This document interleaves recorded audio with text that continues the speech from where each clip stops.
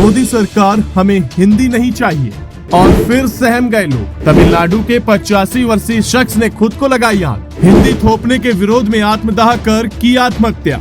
तमिलनाडु के मेट्टुल के पास करुमलाई कुडल के रहने वाले किसान थंगावेल की शनिवार को कथित तौर पर आत्मदाह करने से मौत हो गई।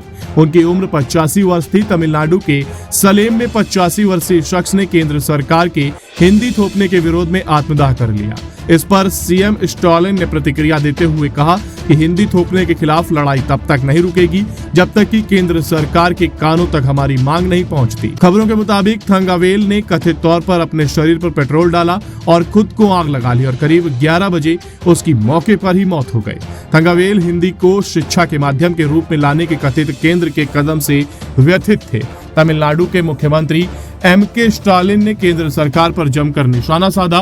उन्होंने घटना पर प्रतिक्रिया व्यक्त करते हुए कहा कि हिंदी थोपने के खिलाफ लड़ाई तब तक नहीं रुकेगी जब तक केंद्र सरकार के कानों तक मांग नहीं पहुंचती। इससे पहले अक्टूबर में मुख्यमंत्री एमके स्टालिन के नेतृत्व वाली तमिलनाडु सरकार ने राज्य विधानसभा में हिंदी थोपने के खिलाफ एक प्रस्ताव पेश किया था। प्रस्ताव में कहा गया है कि केंद्रीय गृह मंत्री अमित शाह के नेतृत्व वाली संसदीय राजभाषा समिति द्वारा हाल ही में राष्ट्रपति द्रौपदी मुर्मू को सौंपी गई रिपोर्ट पर आज पूरे देश में बहस हुई।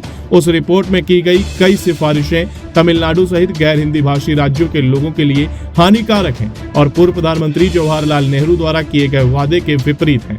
प्रस्ताव में कहा गया है कि यह सदन चिंता व्यक्त करता है कि संसदीय समिति की सिफारिशें जो अब प्रस्तुत की गई हैं इस अगस्त सदन में पैरारिगनर अन्ना द्वारा पेश किए गए और पारित किए गए 2 भाषा नीति प्रस्ताव के खिलाफ हैं, जो तत्कालीन प्रधानमंत्री नेहरू द्वारा गैर हिंदी भाषी राज्य और राजभाषा पर 1968 और 1976 में पारित प्रस्तावों द्वारा सुनिश्चित राजभाषा के रूप में अंग्रेजी के उपयोग के खिलाफ हैं। प्रस्ताव में कहा गया है कि यह सदन केंद्र सरकार से आग्रह करता है कि 9 सितंबर 2022 को अपने अध्यक्ष द्वारा राष्ट्रपति को सौंपी गई संसदीय राजभाषा समिति की रिपोर्ट में की गई सिफारिशों को लागू न करें जो तमिल सहित राज्य की भाषाओं के खिलाफ हैं और साथ ही साथ हितों के खिलाफ हैं जो लोग उन भाषाओं को बोलते हैं। इस दौरान भाजपा के विधायकों ने सदन में बहिर्गमन किया।